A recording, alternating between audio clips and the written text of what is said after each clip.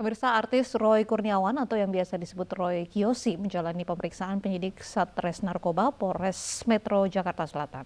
Roy Kiyoshi telah ditetapkan sebagai tersangka atas kepemilikan psikotroplika jenis benzo sebanyak 21 butir.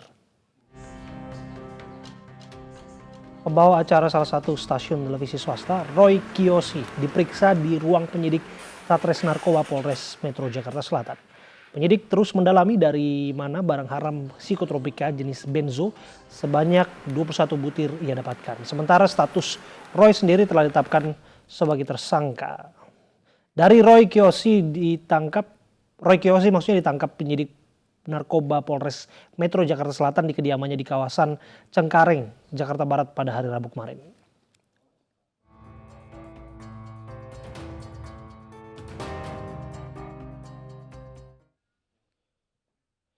Informasi terbaru dari kasus narkoba yang menjerat Roy Kiyoshi, kita sudah terhubung melalui sambungan telepon bersama dengan Kabid Humas Polda Metro Jaya, Kombes Pol Yusri Yunus. Assalamualaikum, selamat malam Pak Yusri. Selamat malam Mas. Ya Pak Yusri, apa perkembangan terkini penyidikan kasus narkoba yang menjerat Roy Kiyoshi?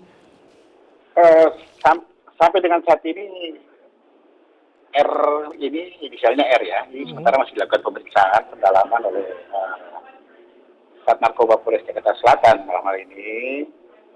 Kemudian juga masih dilakukan pemeriksaan di beberapa saksi yang ada.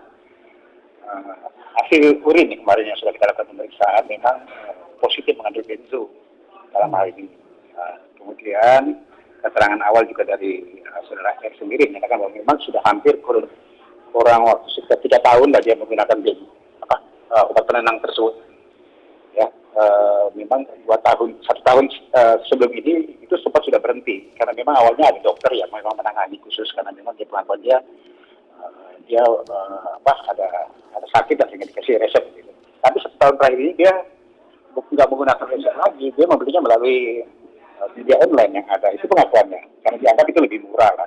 Nah ini sementara kita masih dalami terus ketergantungan daripada si saudara R sendiri, karena dari orang tuanya pun sama, dia memang dalam 1 hari dia harus minum minimal 1 untuk bisa membuat dia tenang dan bisa tidur.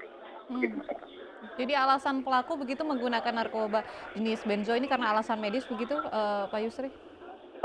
Ya, pengakuannya seperti itu. Tapi kan kita harus masih mendalami juga. Kita butuh saksi ahli dokter sini untuk bisa kita periksa untuk bisa mendalami lagi ya si saudara R sendiri. Karena pengakuannya memang kalau tidak minum dalam 1 hari dia akan susah tidur. Dan kalau menurut pengakuan orang tuanya pun sama. Dan hampir setiap hari dia pasti minum obat itu. Walaupun selama waktu 1 tahun mundur ini dia tidak menggunakan lagi resep dari dokter yang dulu yang menangani dia. Dia sudah menggunakan, dia beli melalui via media online, ini masih kita lacak juga. Bagaimana asal mula pengungkapan kasus ini, Pak Yusri? Ya, memang waktu beberapa hari kemarin ya dilakukan penangkapan berdasarkan informasi yang ada. Dengan misalnya kemudian tim melakukan penyelidikan, kemudian berhasil mengamankan yang bersangkutan di kediaman yang di dalam Cengkareng Indah sana, di daerah Kelurahan Kapuk, Cengkareng Barat, sekitar pukul 5 sore lah oleh tim. Kemudian padanya ditemukan juga ada barang bukti 10 butir diazepam, 7 butir lumulid dan 4 butir alprazolam yang didapat di kantongnya sendiri. Untuk pasal yang akan menjerat tersangka ini apa, Pak? Kita kenakan di Undang-Undang Psikotropika ya, ancaman 4 tahun penjara. Tapi kan ini masih kita dalami juga yang bersangkutan. Memang keluarganya juga sudah mengajukan bisa supaya dirujuk ke rumah sakit khusus ketergantungan obat. Ini masih kita dalami dulu, nanti kita akan asesmen lah terus semuanya. Jadi ada kemungkinan akan direhab begitu, Pak? Untuk psikotropika sebenarnya kan kita masuk ke rumah sakit khusus tergantungan obat yang belinya. Tapi kan harus berdasarkan juga hasil pemeriksaan dari dokter yang spesial di bidang itunya. Sejauh ini tersangka kooperatif Pak dalam memberikan keterangan atau dalam pendalaman petugas? Sampai dengan saat ini masih kooperatif. Dia mengakui semuanya memang betul obat yang dia gunakan ini sudah hampir 3 kali dia gunakan.